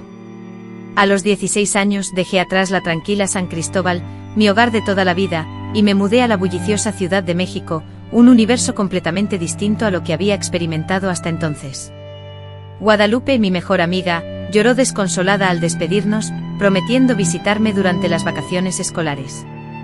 La casa donde crecí, propiedad de doña Consuelo, fue rentada a una joven familia, y el dinero de la renta se depositó en una cuenta bancaria a mi nombre, a la que solo podría acceder al cumplir 18 años. La adaptación a la vida en la Ciudad de México fue un desafío constante, el ensordecedor ruido del tráfico, la frenética agitación de la metrópoli y la frialdad e impersonalidad de las personas me resultaban abrumadoras y me generaban temor. Sin embargo, Carmen, mi tutora, fue paciente y comprensiva, dándome el tiempo y el espacio necesarios para adaptarme a mi nuevo entorno a mi propio ritmo. Gracias al dinero que doña Consuelo me había reservado, pude ingresar a una escuela de prestigio, aunque me costó hacer amigos, ya que aún me aferraba a una profunda desconfianza y al miedo de acercarme demasiado a los demás. Me refugié en mis estudios, dedicándome a ellos con una determinación que sorprendía a mis propios profesores. Fue en esa época, mientras me esforzaba por adaptarme, cuando conseguí un trabajo de medio tiempo en una cafetería ubicada cerca de mi nueva casa. Aunque contaba con la tranquilidad económica gracias a la herencia de doña Consuelo y los ingresos del alquiler de la casa en San Cristóbal, lo cual me proporcionaba una estabilidad que muchas jóvenes de mi edad no poseían, buscaba la experiencia de trabajar, la independencia y la satisfacción de construir algo por mi cuenta. La cafetería, propiedad de los Rizzo, una pareja italiana que había emigrado a México siendo muy jóvenes para escapar de la pobreza de la posguerra en Italia, era mi nuevo lugar. Doña María, la esposa, con su carácter maternal, me recordaba a doña Consuelo, mientras que don Alberto, el marido, un hombre más reservado, escondía un gran corazón tras una aparente dureza. «Tienes maña para esto, niña», me decía cuando aprendía rápidamente a manejar la máquina de café, a atender a los clientes con una sonrisa y a llevar varias bandejas a la vez. «Un día tendrás tu propio negocio, ya verás». Esas palabras sembraron en mí una idea que nunca antes había considerado: tener mi propio negocio. Desde siempre había soñado con ser maestra, dedicándome a la educación de niños. Sin embargo, al trabajar en una cafetería, descubrí una pasión inesperada, me atraía el bullicio del lugar, su ritmo dinámico y la interacción constante con los clientes. Me llenaba de alegría observar la satisfacción en sus rostros al degustar nuestros platillos, creando pequeños instantes de felicidad en medio del ajetreo diario de la ciudad. A los 18 años, rendí el examen de ingreso a la escuela normal, como siempre había sido mi anhelo. Fui admitida en primer lugar, para gran orgullo de Carmen y, estoy segura, también de doña Consuelo, donde quiera que estuviera. Paralelamente decidí inscribirme en un curso técnico nocturno de administración, deseando estar preparada para cualquier rumbo que la vida me ofreciera. Durante los siguientes 4 años, combiné mis estudios con mi trabajo en la cafetería, que había pasado de ser a medio tiempo a jornada completa. En la cafetería de los Rizzo, donde mis jefes me habían ascendido a gerente con la responsabilidad de abrir y cerrar el local, gestionar los pedidos a los proveedores y capacitar a los nuevos empleados, conocí a Jorge. Él era un joven profesor que llegaba puntualmente cada mañana antes de ir a dar clases, pidiendo siempre lo mismo: un café negro sin azúcar y una concha. Se sentaba invariablemente en la mesa junto a la ventana, sumergido en la lectura del periódico o corrigiendo trabajos de sus alumnos. Nuestra historia de amor floreció lentamente al principio, solo intercambiábamos sonrisas amables mientras yo le servía su café. Luego comenzamos a conversar sobre el clima o alguna noticia que él leía en el periódico. Un día olvidó en la mesa un libro, El Principito, una edición antigua con las páginas amarillentas. Guardé el libro para devolvérselo, y cuando se lo entregué al día siguiente, me dijo con una sonrisa que le iluminó el rostro: «Es mi libro favorito». Recordé sin pensarlo una frase del libro: «Hay que soportar algunas orugas si se quiere conocer a las mariposas». Al escucharla, sus ojos se abrieron de sorpresa y alegría. Sabía que también había leído ese libro, mi favorito. Aquella cita dio pie a incontables conversaciones sobre libros, películas, sueños y temores. Jorge era distinto a cualquier hombre que hubiera conocido antes, era amable, pero no débil, fuerte, pero no amenazante, y gracioso, pero nunca cruel. Sin que me percatara, las defensas que había construido alrededor de mi corazón empezaron a resquebrajarse sutilmente. Me tomó tiempo comprender que me estaba enamorando, y al darme cuenta, el miedo me atenazó. Los fantasmas del pasado resurgieron con fuerza: las manos ásperas de don Walter, su aliento a alcohol, el dolor, el asco, la vergüenza. ¿Cómo podría amar a alguien después de todo lo que había sufrido? ¿cómo podría volver a confiar en un hombre lo suficiente como para dejarlo entrar en mi vida? La primera vez que Jorge me propuso una cita, simplemente para ir a ver una obra de teatro, estuve a punto de negarme. Sin embargo, recordé la promesa que le había hecho a doña Consuelo: vivir, amar y dejarme amar. Nuestro noviazgo fue un proceso gradual, lleno de respeto, donde cada avance se daba con cautela y consideración. Jorge nunca intentó apresurarme, ni me pidió más de lo que yo estaba dispuesta a ofrecer. Al principio los miedos del pasado me acechaban con frecuencia, pero él era paciente, me daba mi espacio y me recordaba constantemente que estaba segura, que conmigo no correría ningún peligro. Un año después de que empezamos a salir, terminé mis estudios en la Normal y obtuve el título técnico en administración. Fue entonces cuando don Alberto, ya mayor y visiblemente fatigado, me llamó para una conversación importante. Con la voz quebrada por la emoción, me dijo: María y yo estamos considerando regresar a Italia. Queremos ver nuestra tierra natal antes de partir. Movidos por el anhelo de ver crecer a sus nietos, nacidos en un lugar distante y a quienes apenas conocían, mis empleadores me revelaron su deseo de mudarse. Sentí un nudo en la garganta al pensar en separarme de ellos y de las personas que habían llegado a ser como mi propia familia, pero comprendía y respetaba su decisión. La preocupación por mi futuro y el de mis compañeros de trabajo me impulsó a preguntar por el destino de la cafetería. Para mi sorpresa, me ofrecieron la posibilidad de comprarla. Me ofrecieron un precio justo, ayuda con los trámites legales y facilidades de pago, argumentando que nadie conocía ni amaba el negocio tanto como yo. La propuesta me dejó sin habla, con el corazón latiendo desbocado entre el temor y la emoción ante la perspectiva de tener mi propio negocio, algo que construir y poseer, un sueño que desconocía tener. Utilizando la herencia que doña Consuelo había gestionado prudentemente durante años, pude adquirir la cafetería. Jorge me brindó su apoyo incondicional en cada etapa del proceso, desde asistirme con la engorrosa burocracia hasta ofrecerme ideas para pequeñas remodelaciones en el negocio. Además, estuvo a mi lado consolándome y dándome ánimos en las noches de insomnio, cuando el temor al fracaso me asaltaba. El día que cumplí 23 años, tras una jornada extenuante pero sumamente satisfactoria en la cafetería, Jorge me invitó a cenar a un elegante restaurante situado en el corazón de la ciudad. Noté que estaba inusualmente nervioso e inquieto, algo poco común en él, quien por lo general irradiaba calma y serenidad. Una vez que terminamos el postre, tomó mi mano sobre la mesa, fijando sus ojos en los míos con una intensidad que me hizo sentir el corazón latiendo con fuerza. Lolita, comenzó su voz ligeramente temblorosa, conocerte ha sido lo mejor que me ha ocurrido en la vida. Eres una mujer fuerte e inteligente, compasiva, y cada día me descubres nuevas razones para admirarte. Luego sacó del bolsillo una pequeña caja de terciopelo. En el interior de la pequeña caja de terciopelo, un anillo sencillo pero refinado, resplandecía bajo la tenue iluminación del restaurante. Él, con la mirada fija en mí, pronunció, repitiendo casi las palabras de doña Consuelo, un eco del pasado: no te ofrezco la perfección, mi amor, sino un amor sincero y la promesa de honrar siempre tu esencia. Me concederías el honor de convertirte en mi esposa. Las lágrimas cálidas y abundantes empañaron mi visión, pero a través de ellas, pude vislumbrar no solo al hombre que amaba con toda mi alma, sino también a todas las personas que me habían ayudado a llegar a ese momento: mi padre, con su sonrisa suave y sus manos curtidas por el trabajo; doña Consuelo, con su sabiduría y cariño incondicionales; Carmen, con su paciencia y comprensión inagotables; y los Rizo, con su apoyo y generosidad constantes. Reviví a la niña herida que una vez fui y a la mujer fuerte y resiliente en la que me había transformado a pesar de las adversidades. Con la voz ahogada por la emoción, respondí con convicción: sí, acepto. Sí, quiero casarme contigo.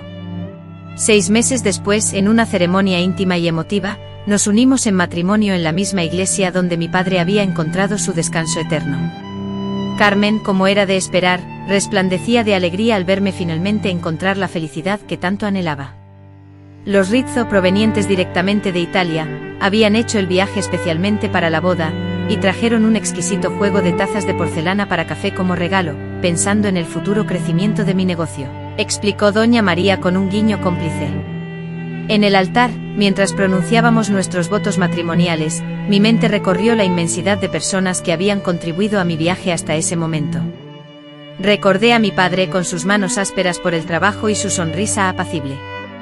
Evocé a doña Consuelo, quien me había enseñado el significado del amor genuino, incondicional. Y sorprendentemente también pensé en mi madre, no con ira o amargura, sino con una melancólica comprensión de lo que podría haber sido y nunca fue. Nuestro primer año de matrimonio fue una etapa de adaptación, aprendizaje y descubrimiento personal. Tuve que desaprender el miedo y aprender a confiar, a mostrar mi vulnerabilidad sin temer ser lastimada. Jorge, con paciencia y cariño, me acompañó en ese viaje de sanación, demostrándome día a día que no todos los hombres eran como Don Walter, que la intimidad podía ser un espacio de belleza y felicidad. A mis 25 años, desafiando mis miedos y las expectativas, di a luz a Consuelo, nuestra primera hija, nombrada así en honor a la mujer que me rescató. Sostener a ese pequeño ser en mis brazos, sentir su calor, contemplar su rostro perfecto, fue como completar un ciclo. Yo, que había sufrido tanto a manos de quienes debían protegerme, ahora tenía la sagrada responsabilidad de proteger otra vida. En ese instante juré que mi hija jamás sentiría el dolor que yo había experimentado, que crecería rodeada de amor, seguridad y alegría, que conocería su valor, su fortaleza, su importancia en el mundo. 2 años después llegó Antonio, nuestro segundo hijo, honrando a mi padre con su nombre, y nuestra familia se sintió completa. Jorge era el padre que siempre soñé para mis hijos. Siempre presente y afectuoso, firme cuando la situación lo requería, pero jamás cruel ni abusivo. La cafetería floreció bajo mi dirección, expandiendo el menú con nuevas y deliciosas opciones. Además, renovamos la decoración, cambiando por completo su aspecto para crear un ambiente más cálido y acogedor, mientras que Jorge, con su inagotable pasión, continuó impartiendo clases, inspirando a numerosas generaciones de estudiantes con su vasto conocimiento y su inquebrantable entusiasmo. Aunque la vida no siempre fue sencilla, enfrentamos dificultades económicas y problemas de salud, al igual que cualquier otra familia, pero superamos cada desafío juntos, como compañeros inseparables, como amigos leales, como amantes apasionados. Cada obstáculo superado me hacía sentir más fuerte, consolidando mi confianza en mí misma.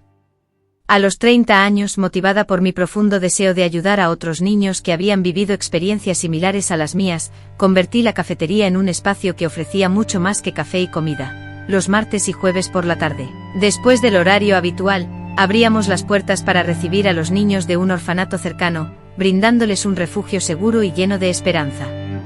Ofrecíamos chocolate caliente humeante, nos sentábamos a contar cuentos y creábamos un ambiente cálido y seguro donde los niños podían relajarse y ser ellos mismos, liberados de las angustias y experiencias dolorosas que muchos de ellos arrastraban.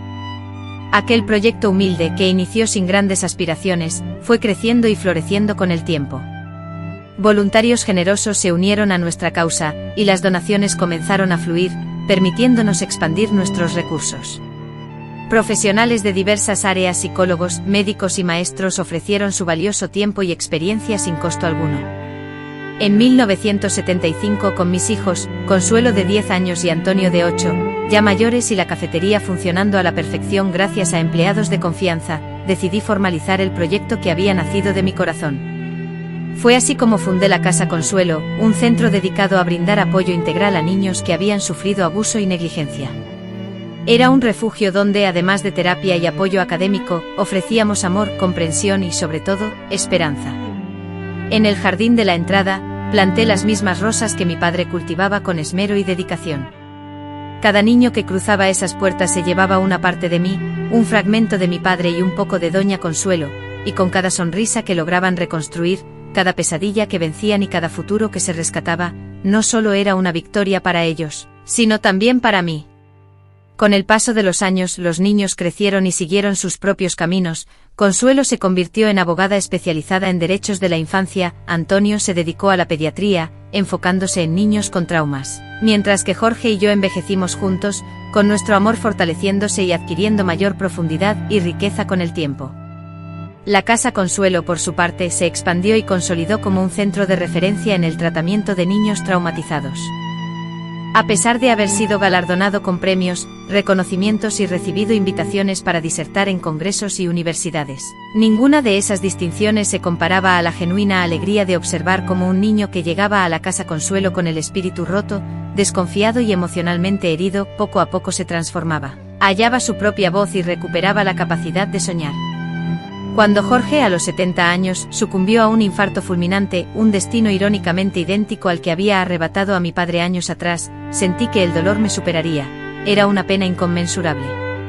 El vacío que su partida dejó parecía insondable, pero a lo largo de una vida, marcada tanto por la adversidad como por una riqueza incalculable, había aprendido que poseemos una fortaleza interior mayor de la que imaginamos y que el dolor, por profundo que sea, no nos destruye por completo si no le damos ese poder. Continué mi labor en la Casa Consuelo, ahora contando con el invaluable apoyo de mis hijos y nietos. Seguí compartiendo mi historia, consciente de que al hacerlo, brindaba a otros la valentía para compartir sus propias experiencias de dolor y superación. A mis 87 años, al volver la vista atrás, contemplo no solo el dolor lacerante, el sufrimiento profundo y las pérdidas desgarradoras que marcaron mi vida, sino también la asombrosa capacidad de sobreponerme a la adversidad, el amor incondicional que me rodeó y las victorias logradas en el camino. Observo una existencia que, aunque se inició en la oscuridad más absoluta, logró encontrar su camino hacia la luz. Ya no me agobia la vergüenza, ni me atormenta la culpa. Llevo cicatrices, sí, huellas imborrables de quién soy, testigos mudos de lo que he superado, medallas de una batalla que estuvo a punto de destruirme, pero a la que sobreviví. Podría haberme amargado, consumido por el resentimiento, y haberme encerrado en mí misma, aislándome del mundo. Podría haber permitido que el mal que sufrí definiera mi identidad, dictara mi futuro. Pero elegí un camino diferente, decidí convertir el dolor en un propósito, transformando las heridas en oportunidades para sanar. Opté por ser para otros lo que Doña Consuelo, mi ángel guardián, fue para mí una luz en la oscuridad, una mano amiga tendida, una promesa de esperanza y un nuevo comienzo. Y hoy, al contemplar la mirada pura de mis nietos, y al ver a mis bisnietos correteando felices por el jardín de la casa que Jorge y yo construimos con tanto amor, siento una gratitud tan inmensa que las palabras no alcanzan a expresar. Siento una profunda gratitud por haber sobrevivido a circunstancias difíciles. Agradezco enormemente haber encontrado personas que me tendieron la mano, no solo para reconstruir mi vida material, sino también para restaurar mi capacidad de confiar en los demás, de amar incondicionalmente y de volver a soñar con el futuro. Aún hoy, a veces sueño con mi madre, pero no con la imagen desdibujada y destrozada por la enfermedad mental y el odio que me atormentaron en sus últimos meses, sino con la mujer que podría haber sido si hubiera tenido acceso a la ayuda necesaria, si hubiera logrado vencer a sus propios demonios internos. Al despertar de esos sueños no siento miedo ni rabia, sino una tristeza serena y profunda por lo que pudo haber sido y nunca fue. Años después me enteré de que falleció en el mismo hospital psiquiátrico donde estuvo internada, sin haber sido dada de alta jamás. No asistí a su funeral no por rencor, sino porque a esas alturas, era más una extraña para mí que la propia mujer que me trajo al mundo. Sin embargo, encendí una vela en su memoria. Oré para que finalmente encontrara la paz que le fue negada en vida. Después de que don Walter, tras solo 7 años de los 15 a los que fue sentenciado, fuera liberado por buena conducta, una práctica habitual en esos tiempos para delitos similares, desapareció sin dejar rastro, desvaneciéndose por completo. Durante muchos años viví con el temor constante de que reapareciera, de que me hiciera daño de nuevo, pero con el paso del tiempo comprendí que su verdadero poder sobre mí residía no en la posibilidad de encontrarme físicamente, sino en el miedo que yo misma alimentaba. Al liberarme de ese miedo, sentí como si él también hubiera dejado de existir en mi vida. Es asombroso cómo la vida da giros inesperados, aquella niña aterrada que huyó por esas calles de tierra, sangrando y llorando sin rumbo, se ha convertido en una mujer de cabello blanco, amada y respetada en su comunidad, con una familia numerosa y unida, y un legado de esperanza y sanación para cientos de niños que encontraron consuelo en su hogar a lo largo de los años. Si pudiera retroceder en el tiempo y hablar con aquella niña aterrorizada que fui, le aseguraría que, aunque el camino será arduo y el dolor intenso, casi insoportable durante un periodo que le parecerá eterno, y aunque las heridas emocionales dejarán marcas imborrables, llegaría un día en que, al mirar atrás, no solo vería el sufrimiento, sino también la fortaleza que forjó en su interior, su capacidad de recuperación ante la adversidad y la asombrosa habilidad humana para renacer incluso después de las experiencias más devastadoras. Le prometería que conocerá el amor genuino, un amor respetuoso, amable y delicado, tan distinto de la crueldad que sufrió por parte de quienes debían cuidarla. Le diría que será madre y que a través de sus hijos, tendrá la oportunidad de romper el ciclo de violencia, de construir una historia familiar diferente, y que cada vez que abrace a sus hijos, cada vez que los proteja y les demuestre el verdadero significado del amor, estará sanando no solo el futuro, sino también su propio pasado. Y quizás lo más crucial, le transmitiría que llegará un momento en el que se contemplará en el espejo y ya no se percibirá como una víctima, ni como una mera sobreviviente, sino como una mujer plena, con valor intrínseco, merecedora de amor y respeto, no a pesar de su pasado, sino incorporando cada experiencia que ha forjado su historia.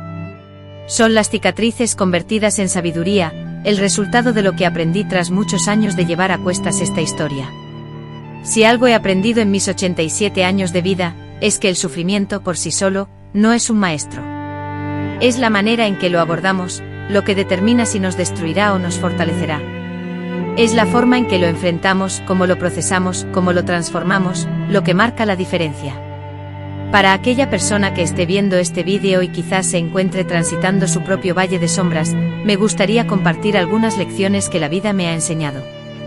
No son grandes revelaciones, ni fórmulas mágicas, sino pequeñas verdades que he ido recolectando a lo largo del camino, como quien recoge flores silvestres al borde de la carretera. Primera lección. Aunque el tiempo no borra por completo el sufrimiento, sino que nos guía en cómo sobrellevarlo, existen heridas emocionales que perduran, traumas que nos acompañan a lo largo de la vida. Sin embargo, con el paso del tiempo aprendemos a afrontar esas cargas emocionales de una manera distinta, se vuelven menos pesadas, menos presentes en nuestra existencia, y disminuyen su impacto en nuestra identidad.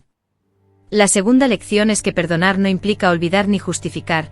Durante mucho tiempo creí que perdonar a mi madre o a don Walter significaría minimizar lo que habían hecho, darles la razón cuando no la tenían. Con el tiempo comprendí que el perdón no era para ellos, sino para mí, para liberarme del peso del odio, la rabia y el resentimiento que cargaba, no porque ellos lo merecieran, sino porque yo merecía encontrar la paz.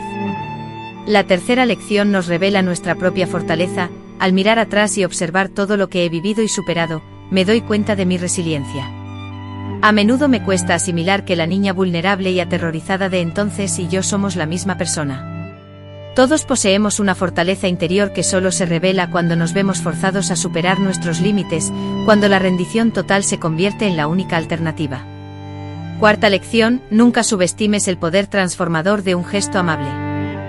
Doña Consuelo no estaba obligada a acogerme, a defenderme, a ofrecerme un hogar y la posibilidad de empezar de nuevo. Lo hizo impulsada únicamente por la compasión, por una humanidad que superaba cualquier obligación. Y ese único acto de generosidad alteró por completo el rumbo de mi vida. Ignoramos cuántas vidas podemos influenciar, cuántos destinos podemos cambiar con un simple acto de amor sincero. Quinta lección, la sanación no es un punto final, es un camino que se recorre. No hay un momento definido en el que podamos afirmar, estoy completamente curada. La sanación es un proceso complejo que se manifiesta por capas, en ciclos repetitivos y en espirales que a veces nos devuelven a situaciones o emociones que creíamos superadas. Es completamente normal y aceptable que esto ocurra.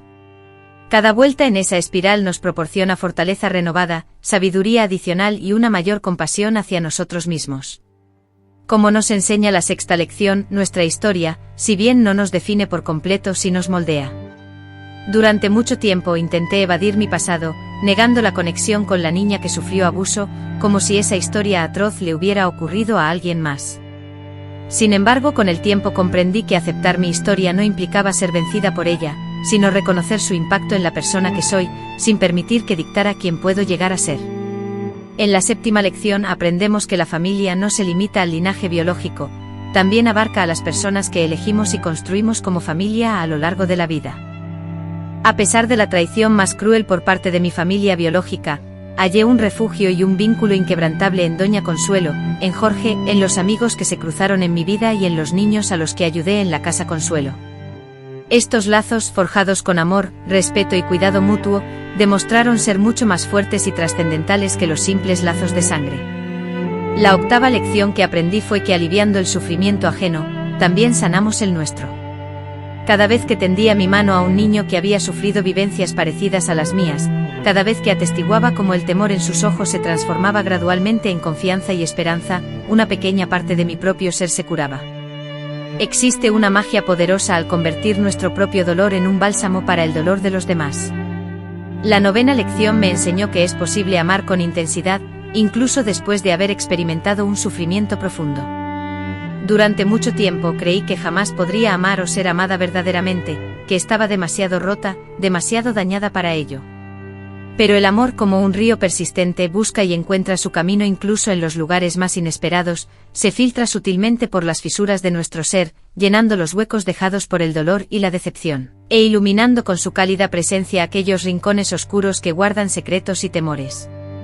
Y cuando finalmente nos permitimos abrir nuestros corazones y acogerlo, descubrimos asombrados que nuestras cicatrices, lejos de disminuir nuestro valor, son en realidad testimonios de nuestra valentía y resiliencia. Mapas que trazan el recorrido de nuestras vidas y nos han conducido hasta este momento, la 10ª y última lección.